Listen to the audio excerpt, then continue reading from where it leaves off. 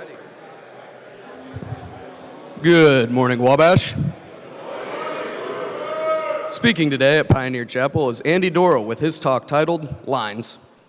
As a farm boy from southeastern Indiana, Andy Dorrel diverged from his boyhood plans of becoming a large animal veterinarian. Instead, the allure of playing college football and the challenge of earning a Wabash degree became his adventure. While at Wabash, Andy pledged Beta Theta Pi, eventually serving as house president. Andy is also proud of the fact that he has executed countless air raids and navigated Sphinx Club pledgeship before serving as Sphinx Club president. Andy has also played on the Little Giant offensive line, earning 3 varsity letters. A highlight of his football career was serving as team captain for the 100th Monon Bell game, in which Wabash won 40-26, securing the first century advantage for the Little Giants. After graduating from Wabash in 1994 as a history major with a concentration in secondary education, Andy began his teaching career at Crown Point High School.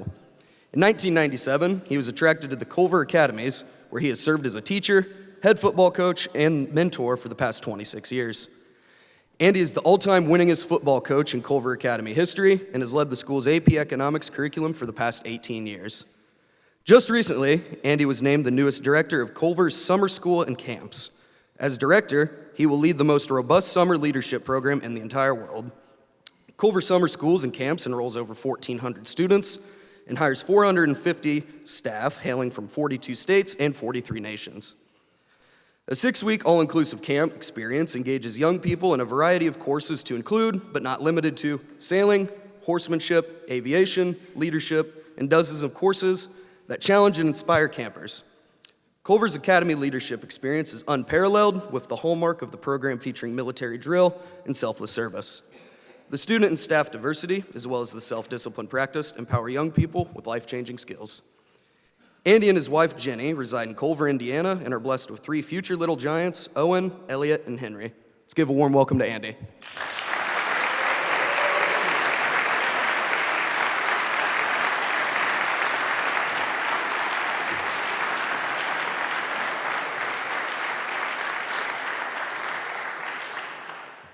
Wow, thank you, men. Guests, I really appreciate the opportunity to share today. This brings back a lot of memories. I didn't expect to become emotional here. You just had a nice introduction. Oh my goodness. This might take a minute. But I trust you offer me some creative liberties and find a few takeaways from my perspectives I'm about to share. You know, when Caden Beckwith, a proud Culver Military Academy football alum, and yes, a young man I had the privilege of coaching, invited me to speak at Chapel Talk, we planned this for the fall. Well, here I am today, and although timing may be a bit out of context, I still think about football every day. So settle in, here we go. I imagine these comments will resonate with a few of you in this crew. How many of you are aware that a football field has 25 lines? I'm not talking about the hash marks or those silly lines that decorate the field, but the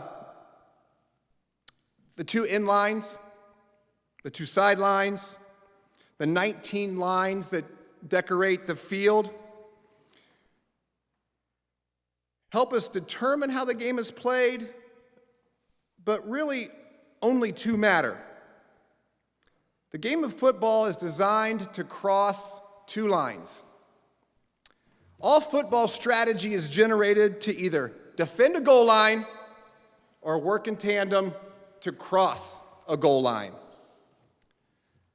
Obviously, a football field has many lines. We just determined 25. But a football field is just a bunch of lines until young men daringly step across the lines to wage battle. As an old broke-down offensive lineman, I would be remiss not to honor the 2 lines that determine the success of a football team: the offensive and defensive lines. Now, I have tremendous respect for my defensive line brethren who execute rip moves, swim techniques, fire their feet, lower their hips, and fiercely engage their counterparts across the line. But let me be clear, there is no line like the O-line.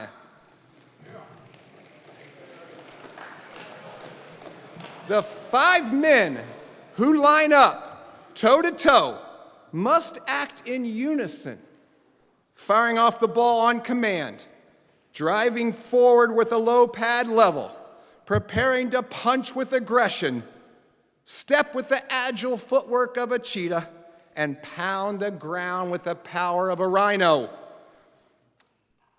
The compete and selflessness of an O-line waging battle in the trenches is one of the fiercest spectacle in sport. Offensive linemen persevere with taped hands in an effort to protect sprained wrists, broken fingers. Offensive linemen move with ease, adorned with clunky knee braces and big bellies built at the training table. Offensive linemen bite through mouthpieces, exerting grunts and shooting snot rockets as they dig in play by play by play. Finally, the most impressive characteristic of an offensive line: they play every down to bring accolades to others.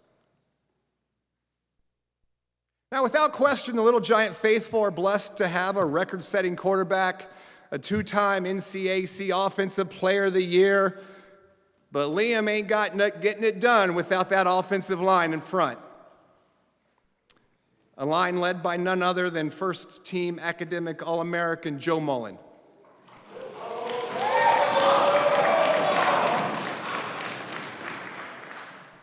Joe, thanks for proving that the O-line have the brains to complement the brawn. Well done, buddy. Now, in our program at Culver, I've got a line that I don't know if many people believe besides me, but everyone is an offensive lineman until you get fired. Then you go carry the ball, then you go catch passes, because we know where the work really gets done. It's up front with the O-line. In football and in life, you are privileged enough to have a core group of selfless souls leading your way down the field. A line that absorbs the blows and dishes out the punishment. You'll have a chance for greatness. Regardless of how your line performs or how many lines you come across in your life, a Wabash man must choose a line to respect, a line to honor. To the Little Giant offensive line, we respect you. We honor you. You make us proud. We thank you for your selfless service. Throughout life, a Wabash man will face many lines. Some lines he will step up to and know he must toe the line and not cross it. He must execute when towing the line, as there is no stepping back. Retreat is not an option. Jack Davidson answered that challenge 95 consecutive times to set a national record. His prowess at the free throw line gave the entire Wabash family reason to be proud. You can be assured, time and again, a Wabash man will be called to step up and toe the line. Not all lines appear the same. Sometimes in life, we are expected to step inside the lines and compete. For over a decade, Jack Helt has willingly chose to step inside the circle of a wrestling mat to test his athleticism and intelligence. He competes against the best in the nation to prove Wabash men persevere. Wabash men fiercely compete. Wabash men are not intimidated by lines. A Wabash man understands how to compete inside the lines. To Jack and your Little Giant teammates, we wish you continued success on your mission to compete within the circle of lines. My challenge to each of you is to draw your own line. Consider those in your life who exist above the line and below the line. Those who are below your line need to be exorcised, removed from your life. They're trolls who attempt to pull you down to their level. You must draw a line and remove the trolls from your life. Those who you consider to be above the line are people who raise others up, who inspire us to perform above the societal standard. Identify a friend, a role model, a mentor who is above the line, and aspire to join them. Exist above the line. No doubt, Wabash men are uncommon. Wabash men possess the determination to will their way above the line. Simply do the work, believe in yourself, and find a way to live above the line. By this point, it's probably obvious, life is filled with lines. Society often misunderstands the purpose of lines. Lines are not meant to be straddled. Lines are not meant for conformity. True lines are not meant to be moved. A person must decide which side of the line to exist. Lines are created for justice. Lines are created for civility. Lines help us determine what is right. When you face lines in your life, others will be watching how you respond. As you approach a line, be prepared to be judged. When you step inside the lines, others will expect you to perform. As you consider lines you will face in life, be confident in you.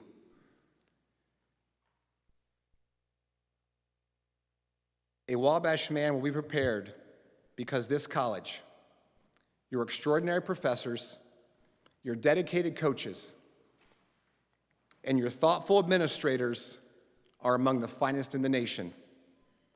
They are committed to preparing you to act and live in a manner that is above the line. Finally, the most important lines that Wabash man must consider are the lines you read, the lines you study, the lines you write in essays. You are in control of your education, of the lines you manage. Your liberal arts experience is challenging. You learn from those lines. Your charge is to never allow lines to limit your ability to learn, never allow lines to serve as barriers. Use lines of learning to help you think critically, act responsibly, lead effectively, and live humanely.